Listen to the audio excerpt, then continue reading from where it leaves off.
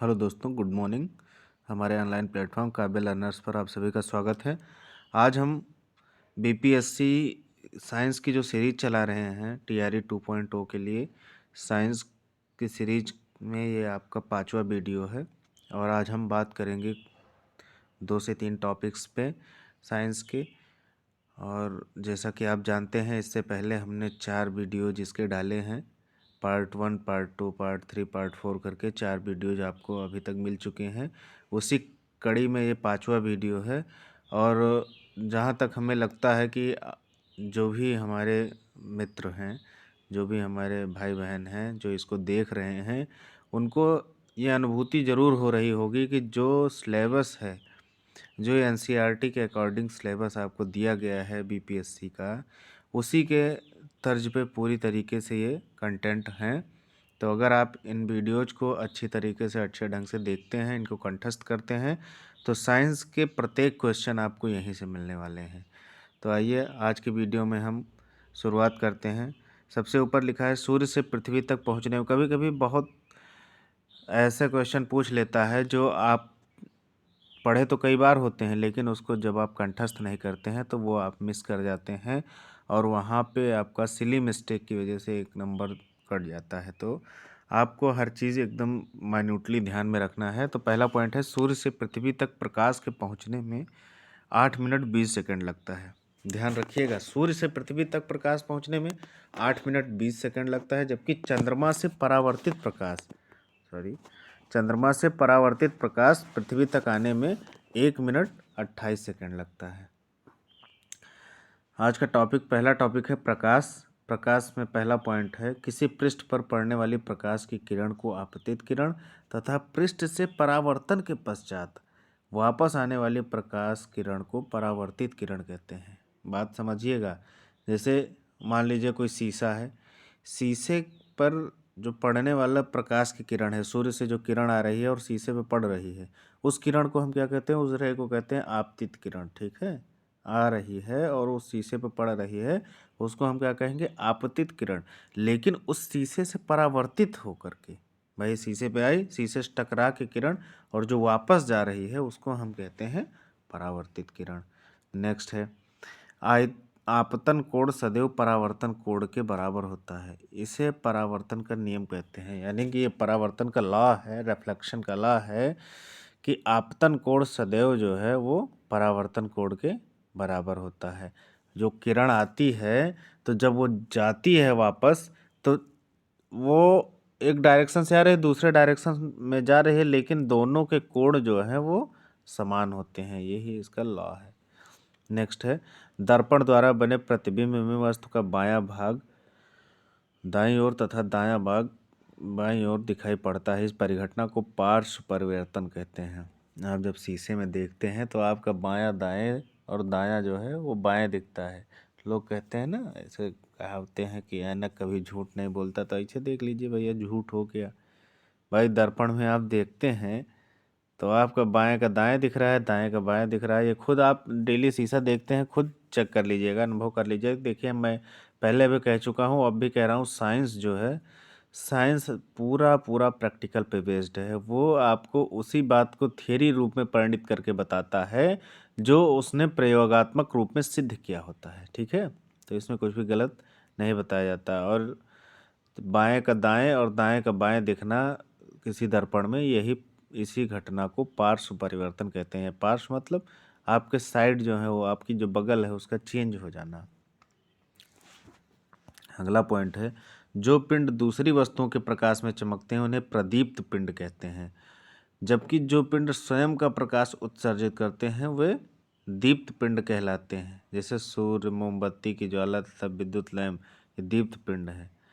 जैसे आप देखते हैं ना, जैसे कोई प्रिज्म है, प्रिज्म कैसे चमकता है? प्रिज्म जब उस पर प्रकाश पड़ता है तब वो चमकता है, यानी कि प्रकाश की लाइट में वो चमकदार हो रहा है।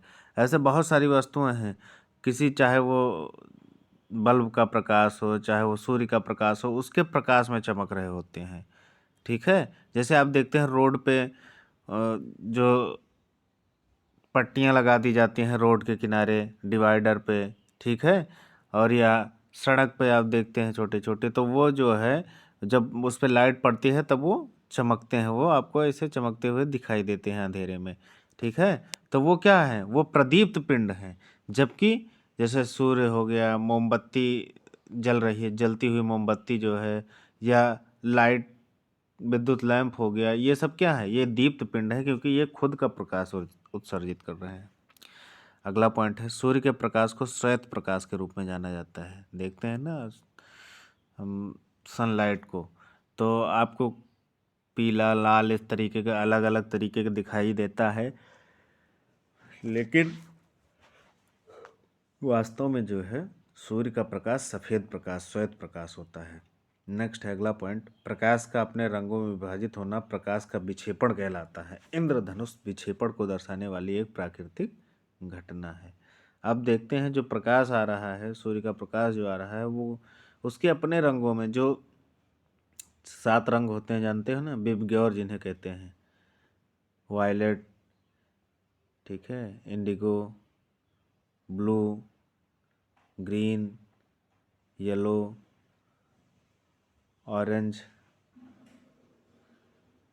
और रेड। ठीक है, तो ये जो 7 प्रकाश होते हैं, इनका विभाजित हो जाना प्रकाश का विक्षेपण कहलाता है। और जो इंद्रधनुष देखते हैं बारिश के मौसम में बनता है, 7 रंगों का जो इंद्रधनुष है, वो इसी विक्षेपण को दर्शाने वाली एक प्राकृतिक घटना, एक नेचुरल फेनोमेना है। अगला पॉइंट है, मानव नेत्र कार्निया को स्वच्छ मंडल भी कहते हैं। भाई जो हम लोगों में कार्निया पाई जाती है, ह्यूमन में जो कार्निया पाई जाती है, उसे क्या कहते हैं, उसे स्वच्छ मंडल कहते हैं। अगला पॉइंट है परितारिका, आइरिस जिसे कहते हैं। आइरिस नेत्र का वह भाग है जो इसे इसका विशिष्ट रंग प्रदान करती है। जब हम कहते हैं कि किसी व्यक्ति के नेत्र हरे हैं, तो वास्तव में हम परितारिका के रंग की ही बात कर रहे हैं। बात करते नहीं, नीली आंखें हैं, भूरी आंखें हैं बहुत लोगों की, इस तरीके से जो हम बात करते हैं, तो वो आँखों का रंग वैसा नहीं है, वो पर्टिकुलर एक पार्ट है उसका, आँख का एक पार्ट है आइरिस। आइरिस का रंग जो है उससे हम डिफाइन कर रहे हैं कि आँखों का रंग ऐसा है, आँखों का रंग वैसा है। ठीक है, समझ गए आप। नेक्स्ट है अगला पॉइंट, दृक् तंत्रिकाओं तथा रेटिना की संधि पर कोई तंत्रिका कोशिका नहीं होती है। इस बिंदु को अंध बिंदु, ब्लाइंड स्पॉट कहते हैं। दृक् तंत्रिकाओं, दृक् तंत्रिका का मतलब होता है जो देखने वाली, दृश्य तंत्रिकाएं, एक तरीके की दृक्, ये संस्कृत का शब्द है, यानी कि जिसके द्वारा हम देख रहे हैं वो नर्व जो है, आँखों की, एक तरीके से हम कह लेंगे आँखों के नर्व। और तथा रेटिना की संधि पर, जहाँ ये दोनों मिल रहे हैं, दृक् तंत्रिकाएं और रेटिना जहाँ पे एक दूसरे से ज्वाइंट हो रही हैं, वहाँ पे कोई नर्वस सेल, न्यूरो सेल नहीं होता है, वहाँ पे कोई तंत्रिका कोशिका नहीं होती है, और इसी पॉइंट को जो है हम ब्लाइंड स्पॉट कहते हैं, अंध बिंदु कहते हैं। नेक्स्ट है अगला पॉइंट है, रेटिना पर बने प्रतिबिंब का प्रभाव वस्तु को हटा लेने पर तुरंत समाप्त नहीं होता, यह लगभग 1/16 सेकंड तक बना रहता है। हम देखते हैं, जैसे कोई वस्तु हम देखते हैं तो क्या होता है, उसका प्रतिबिंब हमारी रेटिना पर पड़ता है, तभी वो हमारे ब्रेन को मैसेज भेजता है और हमारे न्यूरॉन्स जो है वहाँ पे एक्टिव हो जाते हैं, तब वो वस्तु हमें दिखाई पड़ती है और वो हमारे संज्ञान में आती है। तो क्या होता है कि जब कोई किसी वस्तु का प्रतिबिंब हमारी रेटिना पर बनता है, तो उस वस्तु को जब हम हटा भी लेते हैं, हटा लेने के बाद भी वो लगभग सेकंड के 16वें भाग तक वो हमारे रेटिना पर बना रहता है, उसका प्रभाव जो है वो हमारी आंखों में रहता है। कुछ छोटे छोटे पॉइंट ऊपर हमने लिख दिए हैं जिन्हें याद रखना बहुत जरूरी है। हाइपरोपिया, हाइपरोपिया जो है, हाइपरोपिया, ये दूरदृष्टि दोष होता है, और इसके लिए हम किसका इस्तेमाल करते हैं, दूरदृष्टि दोष के लिए उत्तल लेंस का। ठीक है, जबकि मायोपिया, मायोपिया क्या है, ये निकट दृष्टि दोष है, इसके लिए हम अवतल लेंस का प्रयोग करते हैं। प्रेसबायोपिया, प्रेसबायोपिया ये जरा दूरदर्शिता, यानी कि बुढ़ापे में लोगों को आंखों से कम दिखाई देता है ना, तो वो जो है वो प्रेसबायोपिया है, उसमें उनके दोनों निकट और दूर दृष्टि दोष दोनों हो जाता है, निकट दृष्टि दोष भी हो जाता है और दूर दृष्टि दोष भी हो जाता है। और इसमें जो चश्मा लगता है और जो लेंस यूज होता है वो बाईफोकल लेंस यूज होता है, और बाईफोकल लेंस का चश्मा ऐसे प्रेसबायोपिया के पेशेंट को लगता है, और इसको हिंदी में जरा दूरदर्शिता कहा जाता है।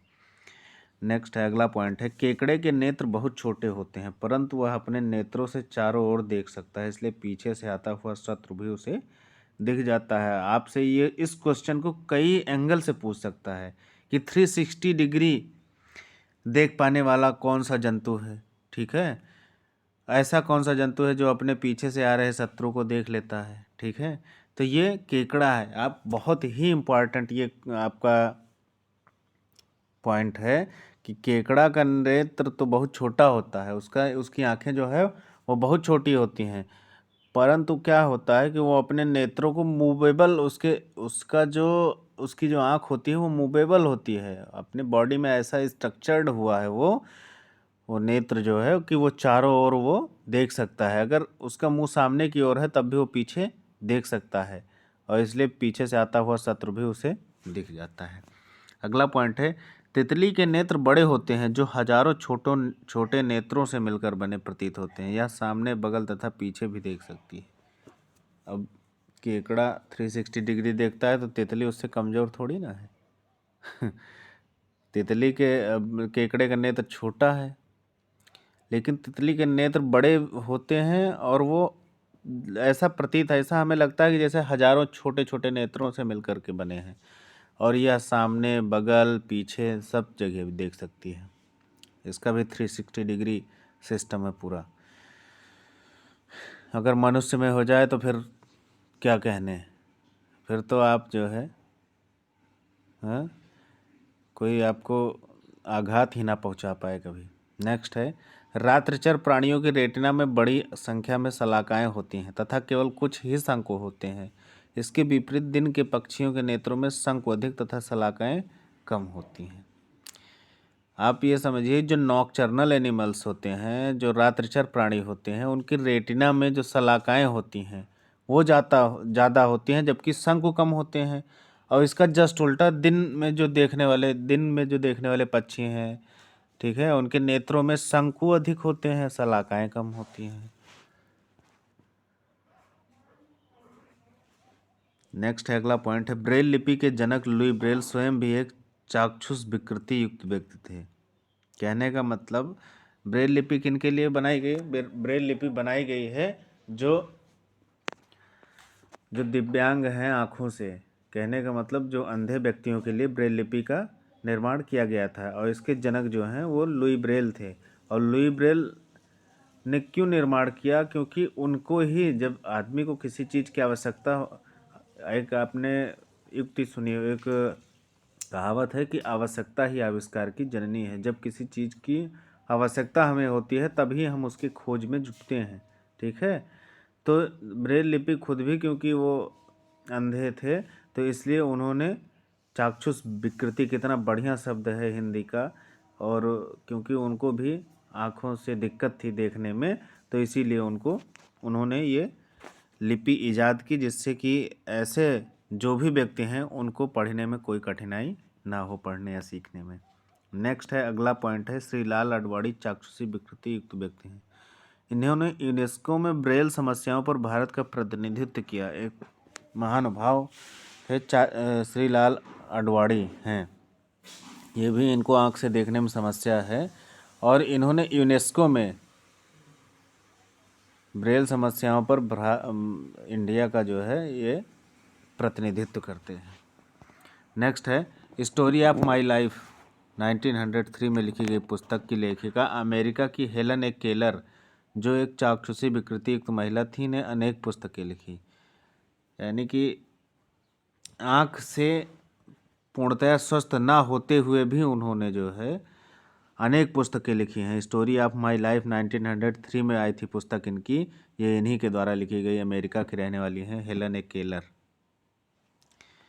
अगला है, प्रकाश की चाल को बताया गया है कि अलग अलग माध्यम में कैसे कैसे है। सबसे अधिक निर्वात में प्रकाश की चाल होती है 2.99 इंटू 10⁸ मीटर पर सेकेंड, या फिर इसे हम 3 इंटू 10⁸ मीटर पर सेकेंड भी आपको देखने को मिल सकता है।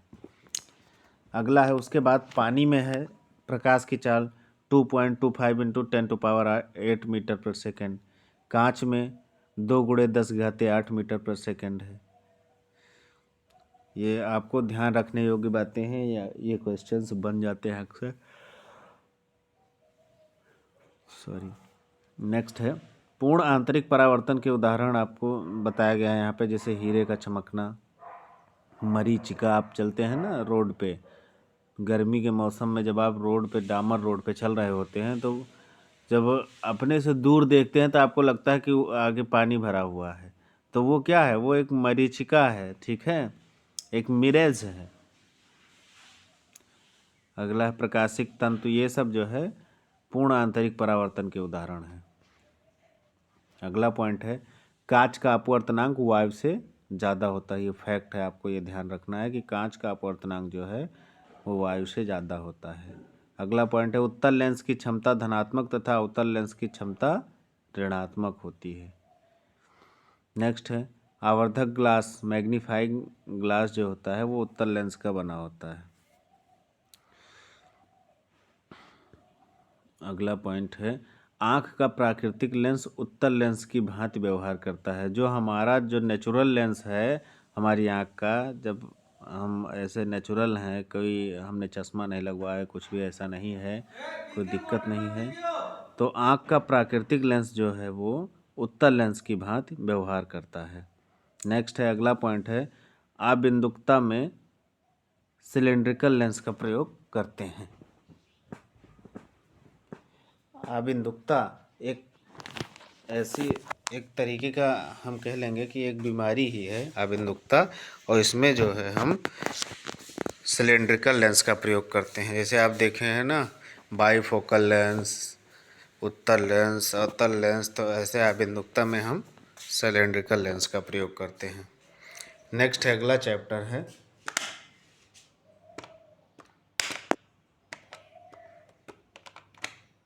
तारे, तारे एवं सौर परिवार। इसमें पहला पॉइंट है तारे ग्रह चंद्रमा तथा आकाश के बहुत से अन्य पिंड खगोलीय पिंड कहलाते हैं। चाहे वो तारे हैं, ग्रह हैं, प्लैनेट्स आप जिन्हें कहते हैं, बुध, शुक्र, पृथ्वी, मंगल, बृहस्पति, ठीक है, शनि, अरुण, वरुण, ये सब क्या हैं? ये सब ग्रह ही तो हैं, ठीक है। चंद्रमा तथा आकाश के बहुत से अन्य जो पिंड हैं इन्हें हम खगोलीय पिंड के नाम से जानते हैं। नेक्स्ट है अगला पॉइंट है एक पूर्णिमा से दूसरी पूर्णिमा की अवधि 29 दिन से कुछ अधिक होती है। यानी कि पूर्णतः 30 दिन भी नहीं होती है और 29 दिन से कुछ घंटे अधिक होती है, एक पूर्णिमा से दूसरी पूर्णिमा की अवधि होती है। नेक्स्ट है अगला पॉइंट है सूर्य के परावर्तित प्रकाश के कारण चंद्रमा दिखाई देता है। जो सूर्य का प्रकाश पृथ्वी पर पड़ता है तो उससे रिफ्लेक्ट होकर के वो जो है परावर्तित प्रकाश जो सूर्य का है, जैसे कि हम देखते हैं कि हमारे यहाँ रात हो जाती है तो कुछ अन्य देशों में, इसी पृथ्वी के कुछ अन्य देशों में दिन होता है। तो वो किस वजह से, जब सूर्य जो है वो पृथ्वी जो है वो सूर्य के चारों ओर चक्कर लगा रही है, ठीक है। तो जब पृथ्वी के जिस भाग में, यानी कि पृथ्वी जैसे सूर्य के जिस भाग में आ जाती है, सूर्य के सामने जब आ जाती है, तो पृथ्वी के पीछे का जो भाग होता है वहाँ पे क्या होता है, वहाँ पे टोटल अंधेरा हो जाता है, वही रात्रि है। और जिस भाग में सूर्य सामने पड़ता है तो वहाँ पे दिन होता है, ठीक है। तो यही है सूर्य के परावर्तित प्रकाश के कारण चंद्रमा दिखाई दे रहा है। नेक्स्ट है अमावस्या को चंद्रमा नहीं दिखाई देता है। आप ये जानते हैं कि हर महीने में पूर्णिमा और अमावस्या आती है, तो अमावस्या को चंद्रमा जो है नहीं दिखाई देता है, और धीरे धीरे अमावस्या के बाद से पहला दिन, दूसरा दिन, तीसरा दिन, ऐसे चंद्रमा धीरे धीरे धीरे धीरे बढ़ता बढ़ता बढ़ता बढ़ता एक दिन जब पूर्ण चंद्रमा हो जाता है तो उसी दिन को पूर्णिमा कहते हैं, ठीक है, समझ में आया। नेक्स्ट है चंद्रमा पृथ्वी की परिक्रमा करता है जबकि पृथ्वी चंद्रमा सहित सूर्य की परिक्रमा करती है। हमने आपको बताया ना कि पृथ्वी जो है सूर्य के चारों ओर चक्कर लगा रही है, और चंद्रमा क्या कर रहा है, चंद्रमा पृथ्वी के चारों ओर चक्कर लगा रहा है। पृथ्वी, चंद्रमा और सूर्य दोनों का चक्कर लगा रही है, जबकि चंद्रमा जो है वो पृथ्वी का चक्कर लगा रहा है। तो जब पृथ्वी सूर्य के जिस ओर फेस पे आ जाती है और चंद्रमा और पृथ्वी, चंद्रमा और सूर्य जो है वो पृथ्वी के बैक साइड में हो जाता है, तो जिस भाग में पृथ्वी के पीछे का जो भाग होता है वहाँ पे अंधेरा होता है, और जो उसके सामने का भाग होता है वहाँ पे जो है वो दिन होता है, ठीक है, और पीछे के भाग में रात होती है। अगला पॉइंट है, चंद्रमा पर ना चंद्रमा पर ना तो वायुमंडल है ना ही जल है। आप देख रहे हैं बहुत सारे दुनिया के देश चंद्रमा पर जाने को लेकर के उत्सुक हैं।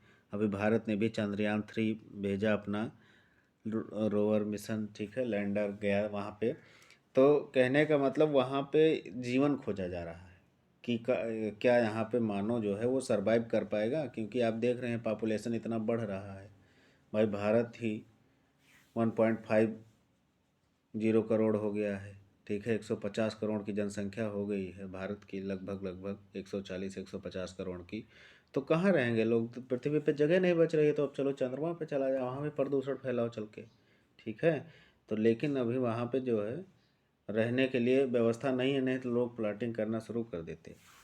तो चंद्रमा पे वायुमंडल नहीं है और ना ही वहाँ पे वाटर है, पानी भी नहीं है। अगला पॉइंट है, सूर्य भी एक तारा है, सभी तारे अपना प्रकाश उत्सर्जित करते हैं। तारे सूर्य की तुलना में लाखों गुना अधिक दूर हैं, इसलिए तारे हमें बिंदु जैसे प्रतीत होते हैं। जैसा हम देखते हैं सनलाइट है, सूर्य का प्रकाश है, ऐसे रात के अंधेरे में हम देखते हैं सारे तारे आपको चमकते हुए दिखाई दे रहे हैं। तो वो इतने छोटे इसीलिए दिखाई दे रहे हैं क्योंकि सूर्य उनसे काफ़ी आगे है, यानी कि हमसे सूर्य का प्रकाश हम तक आने में कितना 8 मिनट 20 सेकंड लग रहा है, लेकिन उन तारों का प्रकाश वो लाखों किलोमीटर दूर है, लाखों गुना, सूर्य से लाखों गुना अधिक दूर है हमसे, इसीलिए वो हमें इतने छोटे दिखाई देते हैं, ठीक है। नेक्स्ट है, अगला पॉइंट है, प्रकाश की चाल 3 लाख किलोमीटर प्रति सेकंड। कहने का मतलब आप समझ रहे हैं ना, प्रकाश की चाल जो है वो 3 लाख किलोमीटर प्रति सेकंड, एक सेकंड में प्रकाश 3 लाख किलोमीटर चलता है, और प्रकाश को हम तक आने में कितना समय लग रहा है 8 मिनट 20 सेकंड। तो आप यहाँ पे कैलकुलेट कर सकते हैं कि हमसे सूर्य की दूरी कितनी है। आप एक सेकंड में 3 लाख किलोमीटर जब चल रहा है तो 8 मिनट 20 सेकंड में आप कैलकुलेट करके निकाल सकते हैं, ठीक है। तो इसको हम ऐसे भी लिख सकते हैं 3 × 10⁴ किलोमीटर पर सेकंड। इस प्रकार सूर्य की पृथ्वी से दूरी लगभग 8 प्रकाश मिनट है। समझ रहे हैं ना, दूरी को प्रकाश वर्ष में मापा जाता है, प्रकाश वर्ष जो है दूरी की यूनिट है। तो पृथ्वी से सूर्य की दूरी जो है, सूर्य से पृथ्वी की दूरी लगभग 8 प्रकाश मिनट है। अगला पॉइंट है, पृथ्वी पश्चिम से पूर्व दिशा में घूर्णन करती है, इसलिए हमें सूर्य पूर्व में उदय होता हुआ दिखाई देता था, पश्चिम में अस्त होता प्रतीत होता है। जैसे हम कहते हैं कि सूर्योदय पूर्व में होता है हमेशा, ठीक है, सूर्य पूर्व से निकलता है। और तो सही मायने में ये देखा जाए तो सूर्य नहीं निकल रहा है वहाँ पे, सूर्य पूर्व या पश्चिम में थोड़ी ना निकल रहा है, सूर्य थोड़ी ना चल रहा है, ठीक है। चल तो पृथ्वी रही है, पृथ्वी की घूर्णन गति है कि जब पृथ्वी सूर्य के सामने आ जाती है तो उस भाग में दिन होता है, और जहाँ जैसे घूम रही है पृथ्वी, हम देख रहे हैं सूर्य अभी सामने है भैया, एकदम सुबह के टाइम पे हमें सामने ईस्ट साइड में दिख रहा है, दोपहर होते होते ऊपर दिखने लगता है, तो वो पृथ्वी घूम रही है। इसलिए सूर्य तो स्टेबल है, सूर्य कोई गति नहीं कर रहा है, सूर्य स्टेबल है, लेकिन पृथ्वी के घूर्णन की वजह से वो हमें पूर्व में उगता हुआ और पश्चिम में अस्त होता हुआ दिखाई देता है। हमें बचपन में पढ़ाया भी जाता है, लेकिन वास्तव में जब ज्योग्राफी हम पढ़ेंगे आगे आके ऊपर अपर लेवल पे, तो वहाँ पे ये है कि सूर्य जो है, सूर्य तो स्टेबल है, घूम तो पृथ्वी रही है, तो उदय अस्त होने का कोई सीन ही नहीं होता है। नेक्स्ट है, ध्रुव तारा पृथ्वी के घूर्णन अक्ष की दिशा में स्थित है, इसलिए यह गति करता प्रतीत नहीं होता है।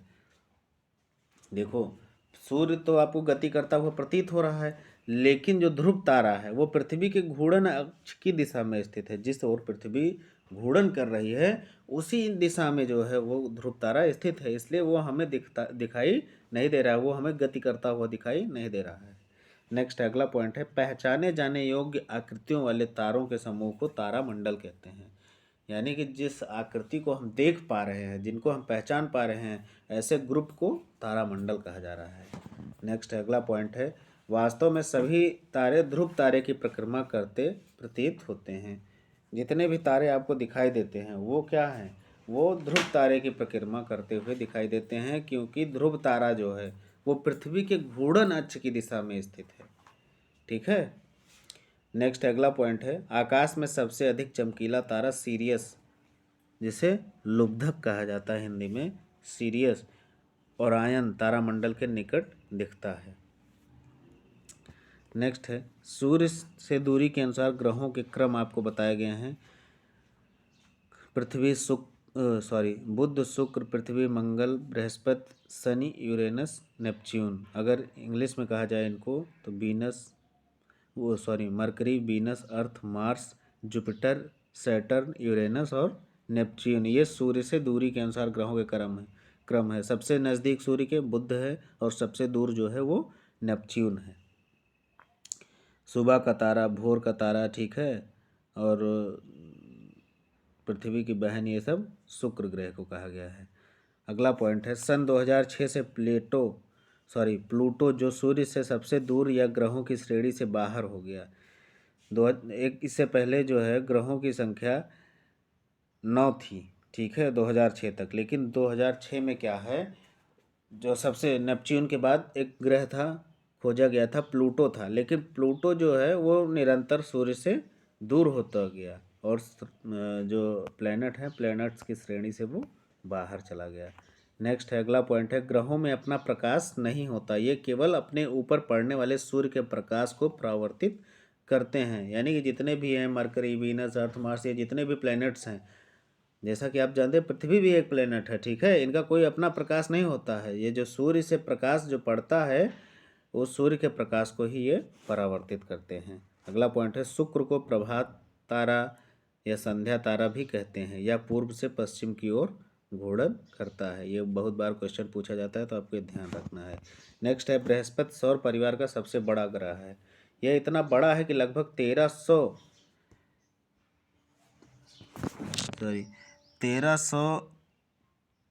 पृथ्वियाँ इस ग्रह के भीतर रखी जा सकती हैं। आप ये समझ लो कि एक ग्रह बृहस्पति एक ऐसा ग्रह है सौर परिवार का, यानी कि सोलर फैमिली का एक ऐसा ग्रह है बृहस्पति की, जितनी बड़ी हमारी पृथ्वी है, ऐसे ऐसे 1300 पृथ्वी उस बृहस्पति ग्रह के अंदर रखी जा सकती हैं।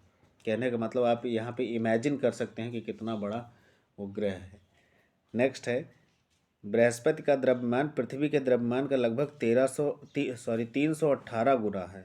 यानी कि जो बृहस्पति का द्रव्यमान है, वो मास जो है बृहस्पति का, वो पृथ्वी के मास का लगभग 318 गुना बड़ा है। जब एक बृहस्पति ग्रह के अंदर 1300 पृथ्वी रखी जा सकती है, तो आप जान सकते हैं कि वो कितना हैवीएस्ट प्लेनेट है। नेक्स्ट है, शनि ग्रह का घनत्व जल के घनत्व से भी कम होता है। जो डेंसिटी है शनि ग्रह की, वो वाटर की डेंसिटी से भी कम है।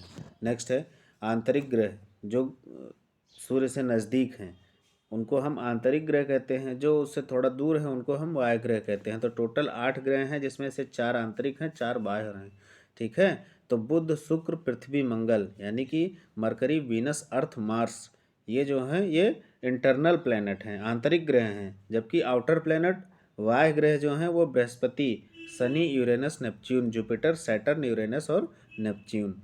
और जबकि इन दोनों के बीच में, आंतरिक और बाह्य ग्रह के बीच में मध्य ग्रह किसे कहते हैं, तो क्षुद्र ग्रह जो है उसे हम मध्य में रखते हैं।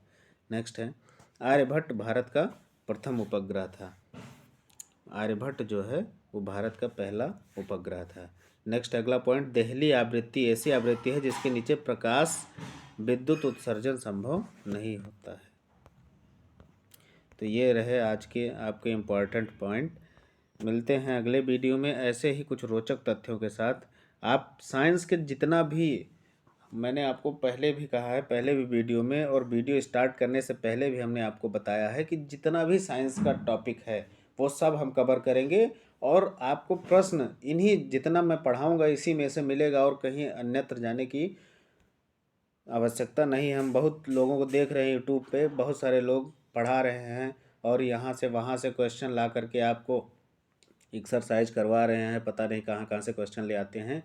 हम कहते हैं कि आप कितना भी साइंस पढ़ लेंगे, लेकिन अगर सिलेबस के अकॉर्डिंग चीज़ें नहीं पढ़ेंगे तो आपको सफलता नहीं मिलने वाली है। अगर सफलता पूर्णतः आपको सफल होना है तो आप पहले, ये हम आपसे बता रहे हैं कि ये ज़रूरी नहीं है कि आप हम ही से पढ़िए, कहीं से पढ़िए, लेकिन सिलेबस के अकॉर्डिंग पढ़िए, ठीक है। और सिलेबस के अकॉर्डिंग ही प्रश्न बनने वाले हैं। और जाहिर सी बात है, सिलेबस आपका इतना ब्रॉड है, सिलेबस में इतनी चीज़ें दी गई हैं कि साइंस में कहीं से भी वो 10th लेवल तक पूछेगा, तो आप यहाँ से आराम से कंसीडर कर सकते हैं और आपके प्रश्न गलत नहीं होने वाले।